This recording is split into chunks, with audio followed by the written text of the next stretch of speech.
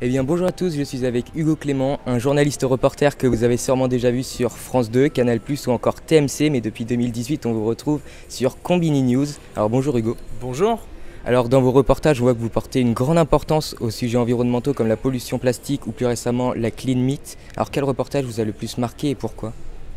Le reportage qui m'a le plus marqué, je pense, c'est un reportage qu'on a fait il y a un an en République démocratique du Congo, dans une région qui s'appelle le Kasaï, qui est une région touchée par la famine suite à un conflit, à une guerre civile extrêmement violente. Il y avait 400 000 enfants à peu près qui étaient menacés de mort à cause de cette famine, et on est allé là-bas rencontrer ces gens-là, et en revenant à Paris, on a organisé une levée de fonds pour l'association Action contre la faim. On a récolté à peu près 600 000 €, ce qui nous a permis d'ouvrir 5 centres de santé sur place. Et donc voilà, ça c'est le reportage qui m'a vraiment le plus marqué parce que effet direct, utilité, et puis voilà, j'étais content de pouvoir apporter ma pierre à cette cause-là. Et du coup, est-ce que vous allez y retourner pour voir maintenant J'y suis retourné en septembre. Ouais, j'y suis retourné en septembre pour voir un peu les effets de la collecte, et c'était vachement émouvant de se rendre compte que l'argent que les internautes, que les gens qui avaient vu le reportage avaient donné, avait des effets concrets et permettait de sauver vraiment des enfants. Alors à l'âge de 27 ans, vous avez décidé de devenir végétarien. Alors qu'est-ce qui a provoqué ce changement de régime alimentaire ? Ce qui a provoqué ce changement de régime alimentaire, c'est un enchaînement de faits, de chiffres sur l'industrie de la viande et du poisson. C'est 3 millions d'animaux abattus tous les jours en France, c'est 95% des cochons élevés en France à l'intérieur de bâtiments qui sortent jamais à l'extérieur, 70% de poulets élevés en élevage intensif, 60% de poules pondeuses élevées en cage, 14,5% des émissions de gaz à effet de serre totales dans le monde qui sont liées à l'élevage, la déforestation en Amazonie qui est principalement liée à l'élevage. Voilà, c'est tous ces faits-là, il y en a des milliers d'autres dans ce bouquin, qui m'ont poussé à reconsidérer mon régime alimentaire. Alors c'est des chiffres énormes, on peut se rendre compte en allant sur le site L214. Alors est-ce que vous rencontrez des difficultés à être végétarien à notre époque ?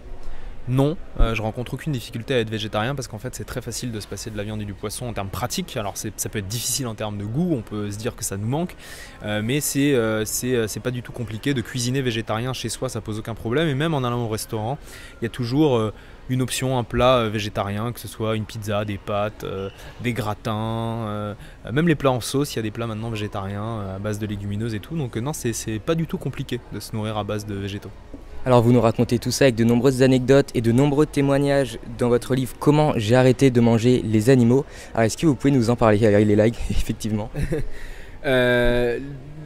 L'idée de ce livre, c'est de donner des informations aux gens le plus largement possible pour qu'ils puissent se prendre des décisions en connaissance de cause, en sachant ce que ça implique.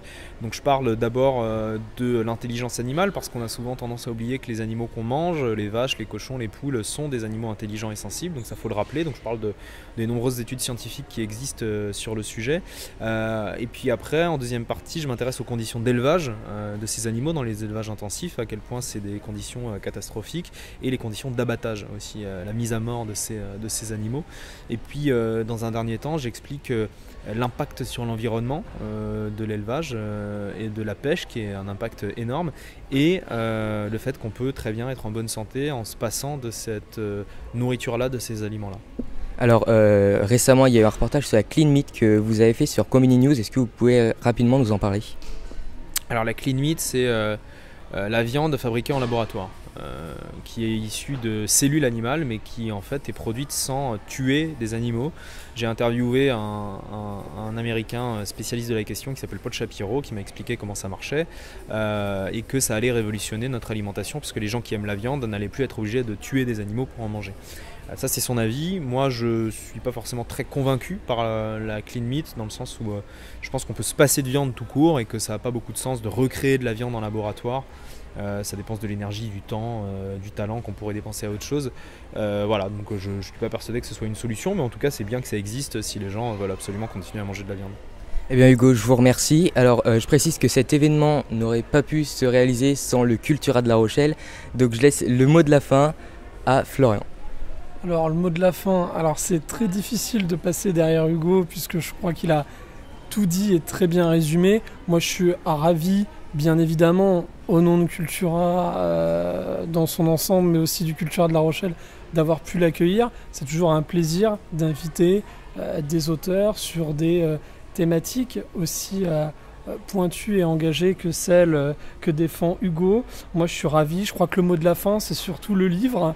Il en reste. Il part très très vite. Donc voilà, il faut en parler, il faut faire passer le message. Il faut aussi aller regarder les documentaires et les reportages que fait Hugo. Parce que bien évidemment, il y a plein de choses dans le livre, mais il y a aussi beaucoup de choses par le biais, bien évidemment, de Combini. Donc c'est important. Et moi, je le remercie vraiment chaleureusement d'avoir eu la gentillesse de venir passer un moment avec notre public. Avec le public Rochelet, et il est comment ce public? Et il est super, c'était très intéressant, des questions passionnantes et puis une super rencontre avec une dame de 90 ans, végétarienne depuis 60 ans, qui était pleine d'énergie et d'humour. Et qui est en bonne forme, comme quoi la viande ne fait pas tout. Alors je vous invite à venir au Cultura de La Rochelle ou dans les autres Cultura de France pour vous procurer le livre Comment j'ai arrêté de manger les animaux d'Hugo Clément, et on te retrouve aussi sur Combini News. Merci aux éditions du Seuil pour la confiance, parce qu'il y a un auteur, il y a un magasin qui organise et qui accueille, mais il y a aussi une relation de confiance avec les éditeurs. Et donc je remercie vraiment toute l'équipe aux éditions du Seuil, et un clin d'œil spécial à Aurélie, parce que tout dépend toujours d'une femme, et la raison de la venue d'Hugo, c'est aussi Aurélie. Alors merci Aurélie. Carrément, ouais. Eh bien on remercie tout le monde. Merci beaucoup, merci à toi. Je suis avec Olivier Falorni. Alors bonjour monsieur le député. Bonjour. Alors on vient d'avoir Hugo Clément à l'instant sur son livre Comment j'ai arrêté de manger les animaux. Est-ce que vous pouvez nous dire 2-3 mots à ce propos? Alors Hugo Clément a fait un très beau travail depuis de nombreux mois, même depuis de nombreuses années. Et ce que j'apprécie dans son ouvrage, c'est qu'il n'est pas, j'allais dire, dans la démarche du donneur de leçons. En tout cas, il ne fait pas la morale à ceux qui n'ont pas choisi le même mode de consommation que lui. Il explique simplement la réalité des choses à partir de faits étayés. Après, on peut être d'accord ou pas d'accord avec lui, mais néanmoins, j'ai pu apprécier la qualité du travail de fond qu'il a pu mener. Et puis, je l'ai rencontré à travers mon action de parlementaire en faveur du droit des animaux, et notamment sur la question de l'abattage, puisque j'ai présidé une commission d'enquête parlementaire sur les abattoirs en France. Et à cette occasion-là, nous avons eu l'occasion d'échanger longuement, et j'ai pu constater à travers sa conférence qu'il effectivement connaissait très bien le fonctionnement des abattoirs, avec tous les dysfonctionnements, avec tous les actes de cruauté qui peuvent se produire parfois, et aussi avec les mesures qui, selon moi, devraient s'imposer pour faire en sorte que les animaux puissent être abattus avec le moins de violence possible. Les abattoirs resteront toujours des lieux de violence, et tant qu'il y en aura toujours, parce que tuer un animal, c'est un acte violent. Mais néanmoins, je pense qu'on peut faire en sorte que dans les abattoirs en France, cette violence soit limitée, contenue, et en tout cas qu'on n'ait plus les images absolument insupportables qui avaient été filmées clandestinement par l'association L214, et qui avaient, je crois, choqué et alerté beaucoup de nos concitoyens. Alors Hugo Clément nous sensibilise à travers son livre, mais vous aussi vous agissez à ce propos de par votre loi et votre rapport. Est-ce que vous pouvez nous en parler? Oui, alors j'ai présidé une commission d'enquête parlementaire qui a donné lieu à un rapport d'enquête parlementaire, mais comme je ne voulais pas que ce rapport reste simplement un rapport, mais qu'il donne lieu à une loi a été déposée, une loi a été votée par les députés en première lecture en janvier 2017, et qui prévoyait notamment de faire de la maltraitance sur les animaux en abattoir et dans les transports un délit pénal, et comme outil de dissuasion et comme outil de sanction, instaurer la vidéosurveillance dans chaque abattoir de France. Cette loi a été votée en première lecture. Emmanuel Macron, candidat, s'était engagé à faire en sorte qu'elle soit définitivement adoptée. La promesse n'a pas été tenue, puisque dans le cadre de la loi alimentation qui a été votée en 2017, nous avons eu des renoncements sur tous les sujets en matière de protection animale, et notamment sur la question des abattoirs. Malgré la promesse d'Emmanuel Macron, la vidéosurveillance n'a aujourd'hui pas encore été instaurée de façon obligatoire dans les établissements français. Alors l'État se fait discret à tous ces propos, mais vous, grâce à votre rapport, vous pouvez aller visiter des abattoirs sans prévenir. Alors je l'ai fait en tant que président de la commission d'enquête. J'ai fait des visites à l'improviste avec certains de mes collègues de cette commission. Ça n'a pas toujours été facile de pouvoir entrer dans les abattoirs. Ce sont des lieux fermés, opaques. Assez dur à trouver en plus. Assez durs à trouver, effectivement, qui sont cachés. J'ai dit parfois sur le ton de la plaisanterie, mais on n'était pas loin de la réalité, qu'il était plus facile de visiter un sous-marin nucléaire qu'un abattoir. J'ai pu le constater. Néanmoins, je suis rentré parce que les pouvoirs d'un parlementaire font, et heureusement qu'on peut contrôler ce qui se passe à l'intérieur d'un abattoir.